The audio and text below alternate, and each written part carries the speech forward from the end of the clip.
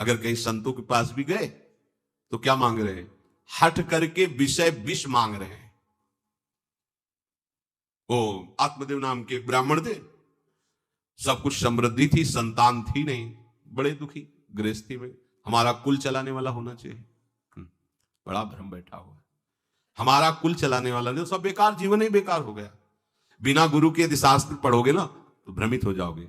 स्पष्ट लिखा, पुत नाम के नरक की उसको प्राप्ति होती जिसके संतान नहीं होती।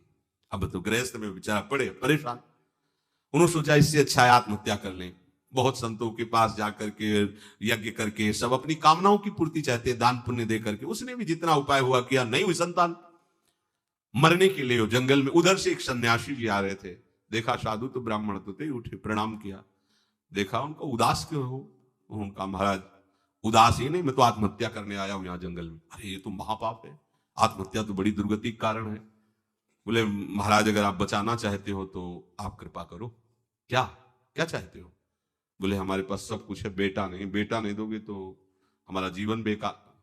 तो उन्होंने अंतर्दृष्टि से देखा और कहा 7 जन्म तक तेरे पुत्र नहीं भाग्य में तेरे लिखा है।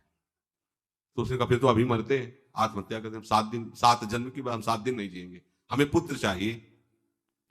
संत का दयालु देखो, जिनके पास तपस्या और भजन का धन होता है, जब भगवान अधीन है तो कुछ भी कर सकते हो, कुछ भी कर सकते हैं। प्रारब्ध मिटाना कोई बड़ी बात नहीं। प्रारब्ध जानते कोई देवता थोड़ी है, तुम्हारा पीछे का किया हुआ कर्म है।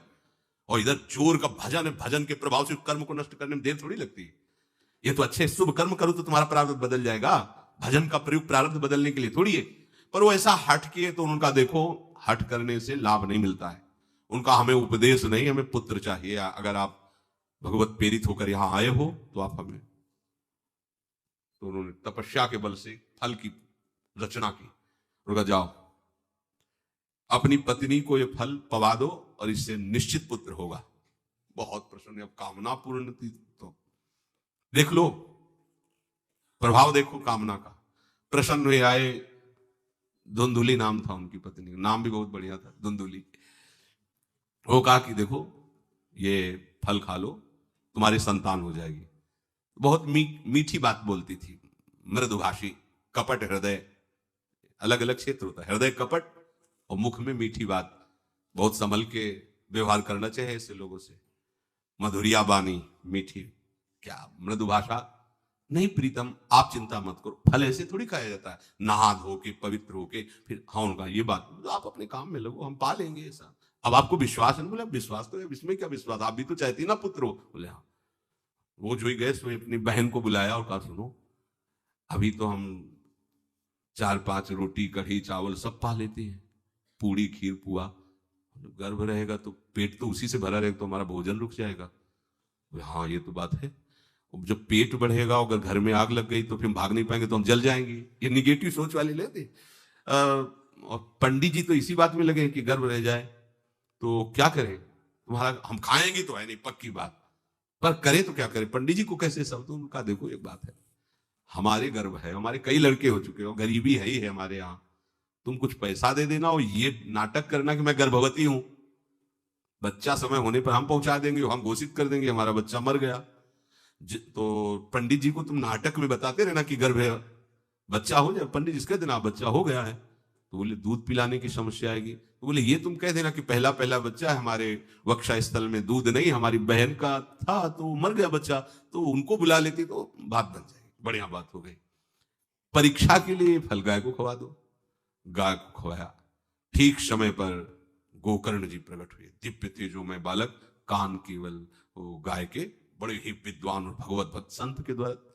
कहा था 7 जन्म तुम्हारे भाग्य में, बच्चा नहीं तो नहीं है, देखा गाय के हो गोकर्ण जी प्रकट हुए।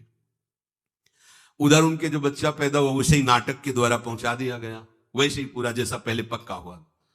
अब उसने कहा कि हमारे तो स्तनों में दूध नहीं, हम अपनी बहन को बुला ले, उनका बच्चा मर गया। हाँ हाँ हमारा बच्चा स्वस्थ होना, आप बुला लो, उसको हम धन भी देंगे, वो हमारे बच्चे की सेवा कर। अपने नाम से जोड़ करके उसका नाम रखा धुंधकारी, धुंधुली और धुंधकारी, अज्ञान का साक्षात स्वरूप। और जैसे ही वो अवस्था बढ़ती गई तो उसके पापाचरण बढ़ना शुरू हुए। बच्चों के साथ खेलता, खेलते हुए बच्चों को उठा लेता और कुएं में डाल देता, मतलब घोर अत्याचार। गोकर्ण जी हर समय भजन साधन शास्त्र स्वाध्याय जब और बड़ा हुआ तो माता जी को अपने डंडों से रोज पूजन करता, पिताजी को गाली लात थप्पड़। पिताजी तो रो पड़े।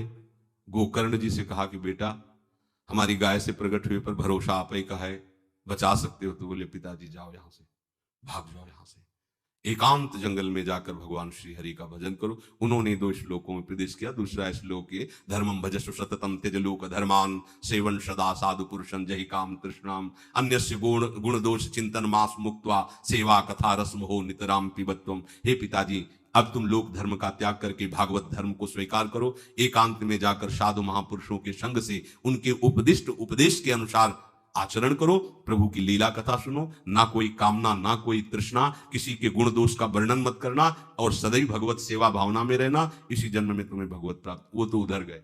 इतनी पिटाई की उसने मां की, मां कुएं में गिरकर आत्महत्या कर ली। फिर तो मनमानी आचरण, कुछ वैश्याओं को रखा और चोरी करके लाया। वैश्याओं ने सोचा किसी दिन पकड़ा जाएगा ये और हम, तो उसके हाथ पैर बांध दिए चारपाई में, ला के मुख में अंगार डाल, वो मरा भयानक प्रेत। कामना ने क्या किया? सर्वनाश। किसी को हरि पे मुख होकर कभी सुख मिल सकता है?